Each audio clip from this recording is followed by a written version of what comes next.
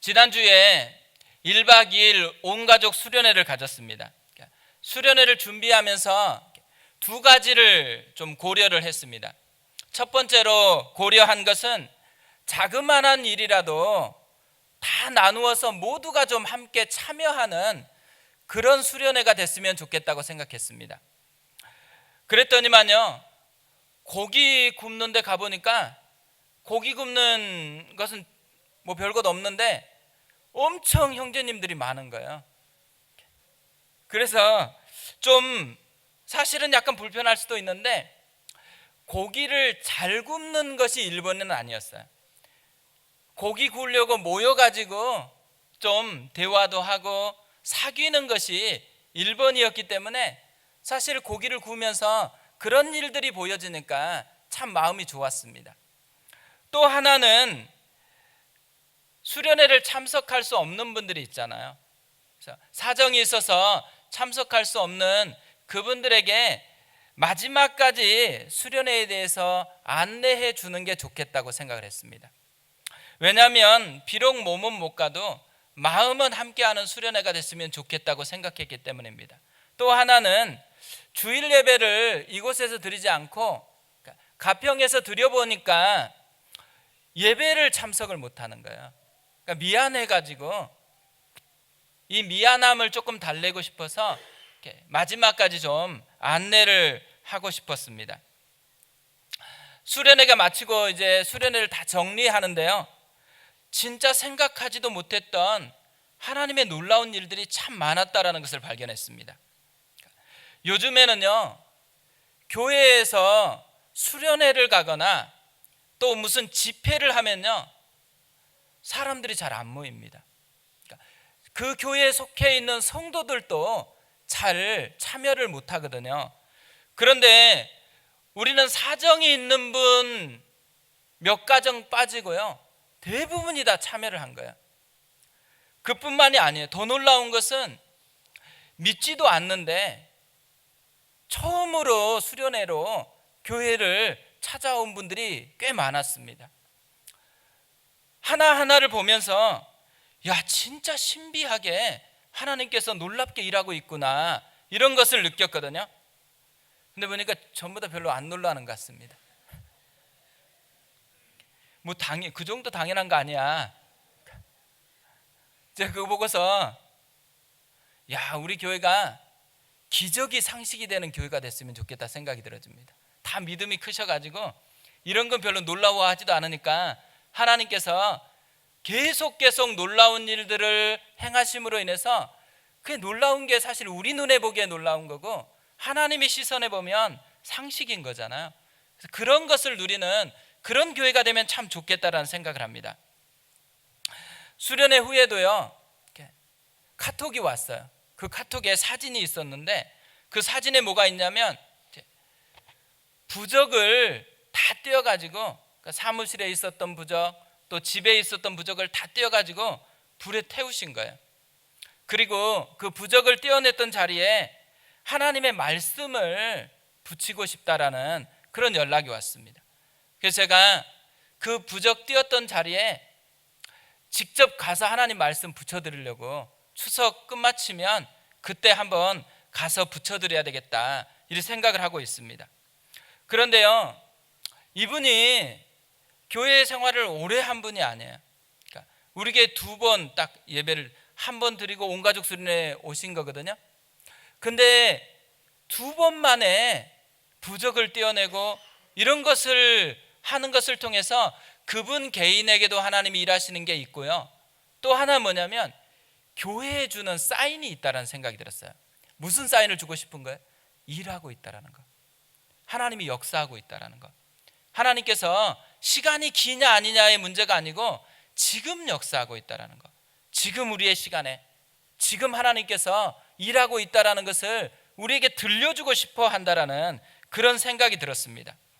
그리고 하룻밤을 자니까요, 하룻밤 동안에 엄청나게 많은 추억거리들이 있고 이야기들이 있다라는 것을 발견했습니다. 사실 저는 너무 피곤해가지고 거의 기절했거든요. 그래서 그날 밤에 무슨 일이 있었는지 몰라요. 근데 카톡방을 보다가 무슨 일이 있었는지 그때서야 깨달았습니다. 전체 카톡방에서 이제 나가면서 한 분 한 분 후기를 짧게 남기고 갔거든요. 근데 그 후기들 속에 대부분은 어떤 인사들이냐면, 수고해 주신 분들 감사합니다, 소중한 시간이었습니다, 또 함께해서 즐거운 수련회였고 은혜의 수련회였습니다, 이런 글들이었거든요. 근데 한 분이 굉장히 독특한 글을 남겼습니다. 이런 글이에요. 즐겁고 행복한 수련회였습니다. 생애 첫 텐트에서 첫날 밤 감기 걸리지 말라고 새벽 3시 30분까지 잠을 안 재우고 떠들어 주신 형제 자매님들에게 감사드립니다. 귀하고 소중한 시간이었습니다. 감사합니다. 3시 반까지 옆에서 계속 잡담을 하고 떠드니까, 있는지 모르고 이렇게 떠들고 있으니까 나오지도 못하고 계속 잠도 못 자고 그랬었던 거예요. 근데 그날 밤에 밤늦게까지 뭐 탁구도 쳤다 그러고, 또 어떤 분들은 한숨도 안 잤대요. 그러니까 주일날 제가 예배 드리려고 보니까 다 졸리고 막 다 피곤해하고 그런 모습으로 다 있는 거예요. 그러니까 빨리 마쳐야 되겠다, 이런 생각들이 가득했거든요. 근데 한 분은 제가 올라오는 것은 봤는데 내려가려고 하니까 언제 설교하냐고 그렇게 물어보셨다 그러더라고요. 그러니까 올라올 때 보고 잠이 들었습니다. 그럼 나갈 때 이제 깨어나신 거죠. 그러니까 사실 재밌는 이야기들이잖아요. 근데 이런 게 한참 뒤에 보면 하나님이 우리 가운데 함께하고 있다라는 추억이고 만지는 그런 스토리라고 생각이 되어집니다. 오늘 말씀을 보는데요, 이렇게 눈에 확 들어오는 말이 있는 거예요. 오해라는 말입니다. 오해. 예수님이 2번이나 오해에 대해서 얘기를 해요. 제가 그래서 오해라는 말을 인터넷에 검색을 해봤어요. 그랬더니 이런 글이 있었습니다. 오해와 이해, 한 글자 사이가 너무 멀다. 또 이런 글도 있는 거예요. 오해의 감정을 상대방의 입장에서 3번만 더 생각하면 이해가 됩니다. 이해하면 사랑이 생깁니다. 되게 공감이 되는 말이잖아요. 이 글을 읽는데 카톡방에 있었던 아까 그 글이 또 생각이 나는 거예요. 생애 첫 텐트에서 첫날 밤 감기 걸리지 말라고 새벽 3시 30분까지 잠을 안 재우고 떠들어 주신 형제 자매님들에게 감사드립니다. 사실 층간소음보다 훨씬 심각한 거예요. 층간소음은 그래도 잠이라 잘 수 있는데 옆에서 계속 속삭이는 소리까지 다 들리게 계속 얘기하니까 잠을 집중할 수가 없잖아요. 요즘에 층간소음 때문에 얼마나 심각해요. 누구를 죽이기도 하고 얼마나 갈등이 많은데요, 이 층간소음보다도 훨씬 심각한데 그런데 감사하대요. 은혜가 마음에 역사하니까 오해가 아니고 이해가 된 것입니다. 우리가 다 이분처럼 됐으면 좋겠어요. 오해하지 않고 이해하는 사람이 됐으면 좋겠어요.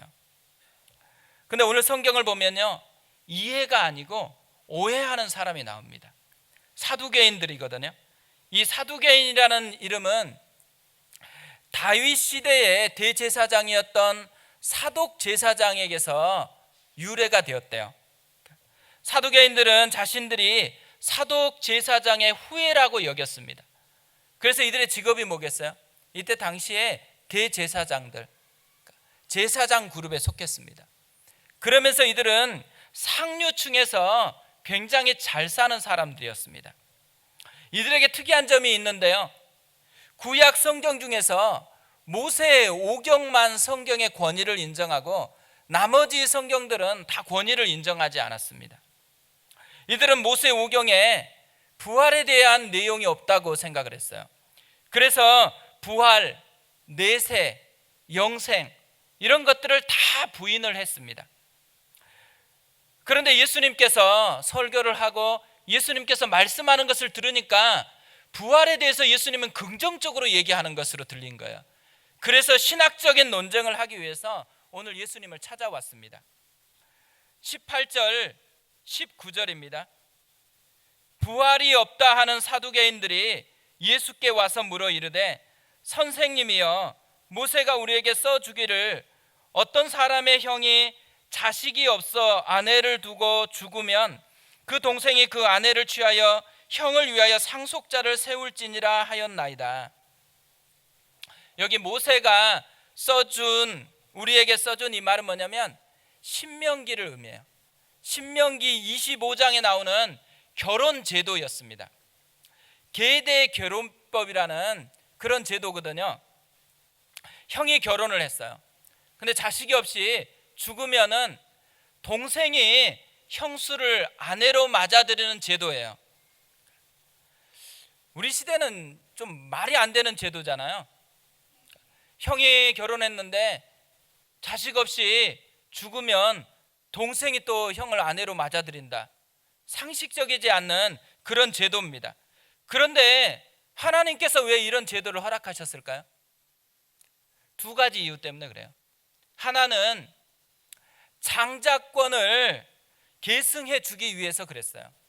두 번째는 뭐냐면 당시의 여성들은요, 남편이나 자식이 없으면 살아가기가 어려웠습니다.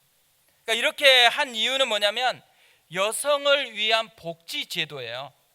여성이 살아갈 수 있는 그런 복지 제도로서 이런 계대 결혼법을 만들어 놓았습니다. 사두개인들은요, 이런 계대 결혼법의 취지하고는 전혀 상관이 없이 이걸 지금 뭘로 연결시키고 있어요? 부활로 연결시키는 거예요. 부활도 극단적인 상황을 연출해 가지고 지금 예수님께 묻는 거거든요. 7 형제가 있어요. 근데 이 7 형제 중에 첫째가 죽었어요. 그러면 어떻게 해야 돼요? 둘째가 형수와 결혼하는 거죠. 둘째가 죽었어요. 또 셋째가. 그렇게 하다가 7째가 다 한 형수와 아내가 됐어요. 만약에 부활을 하면 누구의 아내가 될 수가 있을까요? 부활이 있다면 모순이 생긴다는 거예요. 하나님께서 이런 계대 결혼 풍습을 허용해 놓고 나서는, 그런데 실제로 부활이 있어버리면 이런 부분에 있어서 충돌이 생기니까, 그러니까 이들은 어떻게 해석을 했어요? 그래서 부활이 없다고 생각을 했어요.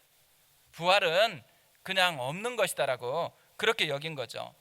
그리고서 예수님께 와서 누구의 아내가 되는 것이 맞냐고 질문을 했잖아요.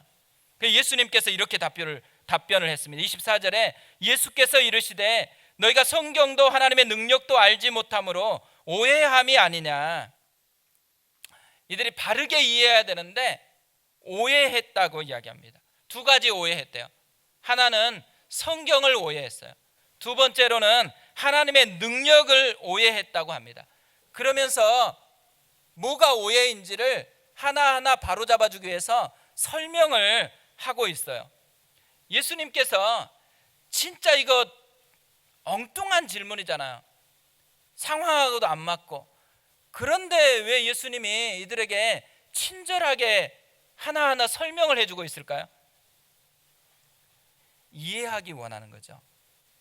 오해한 것이 아니고 이해한 채로 하나님의 은혜를 누리기를 원하는 거예요.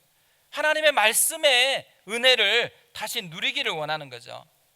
그래서 오늘은요, 이 말씀을 통해서 예수님이 어떻게 오해를 이해로 바꾸는지를 좀 살펴보려고 합니다. 오해를 이해로 바꾸기 위해서 첫 번째로 성경을 바르게 가르치고 배워야 한다라는 거예요. 저에게는요, 매일을 주시는 분이 있어요. 하루도 거의 빠지지 않고 어떤 때는 하루에 몇 통씩도 보내요.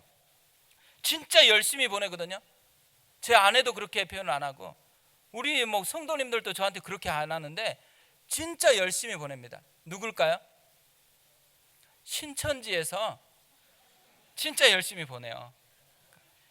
신천지에서 계속 메일을 보낼 때마다 제가 어떤 때는 읽지도 않거든요. 보지도 않고 스팸 처리를 해요. 그럼 또 다른 사람이 보내요. 근데 왜 이 신천지에 속한 사람들의 문제가 뭘까요? 이렇게 열심히 읽고 성경을 이렇게 알려고 하는데 뭐가 문제일까요? 성경을 향한 열심은 있는데요, 성경을 바르게 보는 눈이 없는 거예요. 왜 이들이 성경을 바르게 보는 눈이 가리워졌을까요? 성경을 바르게 배우지 않아서 그래요. 성경을 바르게 가르쳐주는 곳에서 배우지 않아서 그래요. 오늘 이 사두개인의 문제가 뭐겠어요? 성경을 바르게 보는 눈이 없다라는 게 문제예요. 이들은 모세오경에는 부활에 대한 내용이 없다고 가르침을 받았어요. 그래서 진짜로 부활에 대한 내용이 없는 줄 알았어요.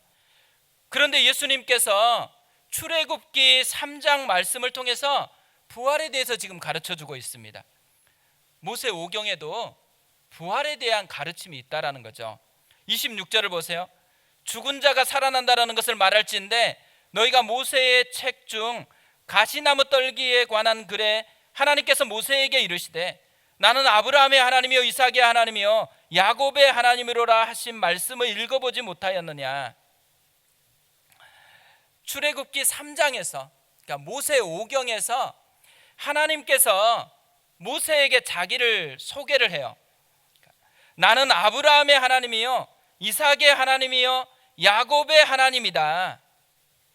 하나님께서 모세에게 자기를 소개할 때 등장하는 사람들, 아브라함, 이삭, 야곱, 이 사람들이요 지금 다 죽은 사람들이에요.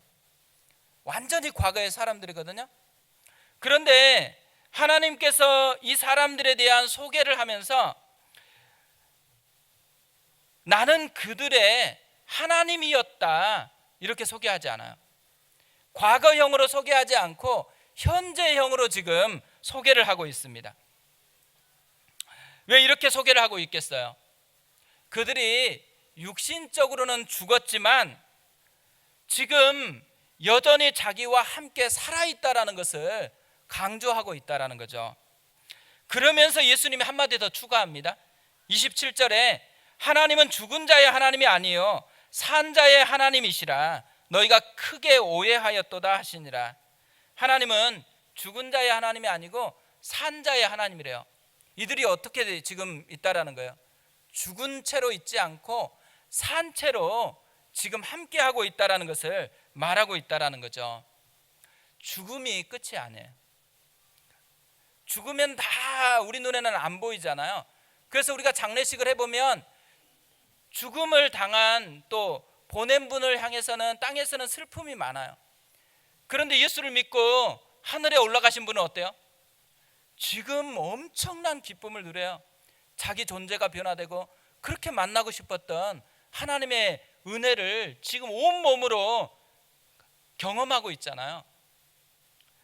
하나님이 부활하신 한 사람 한 사람을 통해서 자신의 풍성함을 보여주는 그런 것들이 죽음 위에 경험하게 되어지는 것이죠. 우리가 예수님을 믿는다라는 것은요, 육신이 죽어도 영혼은 살아서 계속해서 함께 한다라는 거예요. 그러다가 마지막 날에 예수님이 부활하시, 예수님이 다시 오는 그때 어떻게 돼요? 육신까지도 새로운 존재로 부활을 해가지고 그래서 진짜 영원하게 주님과 함께하는 그것이 우리를 향한 하나님의 계획입니다. 예수님께서 지금 친절하게 하나하나 부활에 대해서 설명을 하고 있어요. 근데 제가 이 말씀을 보다가요, 우리 시대가 진짜 위기에 처해 있다는 생각을 했습니다.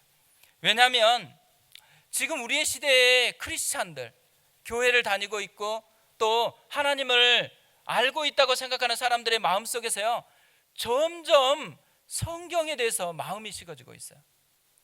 하나님의 말씀을 잘 안 읽어요.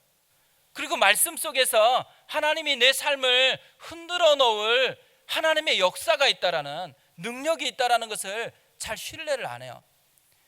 그리고 아까 간증했던 분처럼요, 일독을 하려고 이제 말씀을 막 그렇게 사모하는 마음이 들어있으면 어떻게 돼요? 그게 막 좋아 보여요. 나도 한번 도전해봐야 되겠다 이래야 되는데, 저러다가 또 금방 창세기 지나고 조금 막 있으면 금방 끊어지겠지, 식어지겠지, 이런 생각을 해요. 왜 그렇게 됐을까요? 사단의 유혹이 있는 거예요. 강력하게 사단이요, 너무너무 하나님의 말씀이 소중하고 그곳에 능력이 있으니까 그걸 못 누리도록 끊임없이 마음에서 식어지게 만들어버린 거예요. 근데 놀랍게도요, 이단들, 바른 가르침이 아닌 곳에 빠져있는 사람은 어떻게 해요? 너무너무 성경을 잘못된 방향으로 열심을 내서 읽고 있어요. 우리가 열심만 보면 그 사람들이 정상인 것 같고 우리가 문제가 있는 것 같거든요. 그러니까 잘못되어 있는 사람들은 엉뚱하게 열심을 내고 진짜 누려야 될 사람들은 마음이 식어지게 하는 거, 이걸 보면 뭘 알 수 있어요? 진짜 마귀가 살아있다는 거예요. 진짜 마귀가 역사하고 있다는 것을 느끼게 되어지는 거죠. 하나님은요, 진짜 우리의 삶이 부요하기를 원해요. 그래서 이 부요함을 알려주기 위해서 성경을 우리에게 줬어요. 성경 속에는 진짜 보화가 많습니다. 근데 그 보화를 누가 누려요? 발견한 사람만 누려요. 발견하지 못하면 성경은 그냥 책이에요. 근데 발견하는 그 순간부터는 하나님의 능력이에요. 이 하나님의 능력을 끊임없이 누려야 되는 게 그리스도인이에요. 이제 가을이 되어 가고 있습니다. 가을은 독서의 계절이거든요. 이 독서의 계절에 우리 속에 회복해야 되는 거, 성경을 가까이 하는 거, 성경을 읽기를 사모하는 거, 그 성경을 통해서 보화를 발견하는 거, 하나님이 얼마나 나를 사랑하는지, 하나님이 나를 어떻게 인도하기를 원하는지, 하나님의 은혜가 뭐고 하나님의 능력이 뭔지, 그것을 발견하는 그런 가을이 됐으면 좋겠습니다. 그래서 말씀이 내게 능력이고 말씀이 나의 인생을 바꾸시는 하나님의 은혜의 숨결이 있다는 것을 발견하는 시간이 됐으면 좋겠습니다. 두 번째로요, 오해를 이해로 바꾸기 위해서 자기 세계의 틀을 깨라는 것입니다. 두 가지 대화 패턴이 있대요. 상대와 단절되는 대화 패턴이 있고 상대와 정서적으로 깊이 연결되는 대화 패턴이 있답니다. 단절하는 대화는 주로 평가로 접근을 한대요. 연결하는 대화는요, 관찰로 접근을 시작한다고 합니다. 예를 들면 이런 거예요. 지하철에요, 아버지와 한 아이가 탔습니다. 근데 아이가 계속 왔다 갔다 하고 사람들을 또 치고 또 소란하게 하는 거예요. 그런데 아버지가 고개를 푹 숙이고 전혀 그에 관심이 없고 멍하니 가고 있는 거예요. 그러니까 사람들이 술렁이다가 한 사람이 용기를 냈어요. 그래 아버지한테 가서 이야기를 했습니다. 버릇없는 아이를 좀 똑바로 가르치라고. 그 말을 듣고 아버지가 정신을 차리고 일어나 가지고요, 승객들에게 인사를 하고 죄송하다고 이야기를 했어요. 그리고 한마디를 추가했어요. 갑자기 아내와 병원을 갔는데 아내가 말기암 환자로 그렇게 발견이 된 거예요. 그래서 같이 오지 못하고 중환자실로 바로 입원을 해버리고 이 아빠와 아이만 지금 지하철에 함께 타고서 집으로 간다라는 거예요. 그러면서 울어요. 만약에 이 승객들이요, 이 아버지에게 가서 아이를 관찰한 대로 이야기했다고 생각해 보세요. 아이가 지금 이렇게 자꾸 왔다 갔다 하면서 사람도 치고 그래서 조금 불편한 것 같다고 그렇게 이야기를 했다고 생각해 보세요. 그러면 어땠을까요? 이 승객들의 문제가 뭐예요? 이 승객들은요, 관찰로 접근하는 게 아니고 평가로 접근하고 있는 거예요. 근데 왜 이 승객들이 평가로 접근하고 있을까요? 이 승객들 내면 세계 속에 이미 틀이 형성되어 있기 때문에 그래요. 그러니까 떠들면 버릇없는 아이라는 그런 틀이 형성이 되어 있는 거예요. 그 틀 때문에요, 진짜 보아야 될 것이 안 보이는 거죠. 어떤 사람들은 자꾸 부정적으로 이야기를 합니다. 왜 부정적으로 이야기할까요? 사안에 긍정적인 거 전혀 없어서 그런 게 아니에요. 자기 내면 세계 틀이 부정적인 걸로 딱 형성이 돼버린 거예요. 어떤 사람들은요, 자꾸 평가를 해요. 말을 하는데 자꾸 버릇이 없다. 자꾸 뭔가로 평가를 해요. 왜 평가를 할까요? 그 사람의 문제가 있어서가 아니에요. 사실은 자기의 틀이 이미 딱 형성되어 있으니까 뭐만 해도 그 틀이 자극이 되니까 자꾸만 그런 평가가 나온다라는 거죠. 그러니까 사실 가정에서 아픔이 있는 거, 또 우리가 가까이 있는 사람의 아픔이 있는 것은요, 대부분 관찰로 접근하지 않고 평가로 접근하기 때문에 이런 아픔이 있는 것입니다. 그런데 사두개인들도 그랬다라는 거예요. 사두개인들은요, 이미 가진 틀이 있었던 거예요. 그 틀이 뭐겠어요? 25절에 보세요. 사람이 죽은 자 가운데서 살아날 때에는 장가도 아니가고 시집도 아니가고 하늘에 있는 천사들과 같으니라. 예수님이 왜 이런 말씀을 하셨을까요? 이런 것들이요, 사두개인의 틀이기 때문에 그래요. 사두개인들은 부활 이후에도 그냥 지금 살아가는 것 같은 그런 모습인 줄로만 생각한 거예요. 부활 이후에는 다른 변화가 있고 다른 삶이 있다라고 그렇게 생각하지를 않는 거예요. 왜 그렇게 생각하겠어요? 자기들이 본 게 그거밖에 없어요. 하나님이 어떻게 역사하는지, 하나님의 능력이 어떠한지를 본 적이 없어요.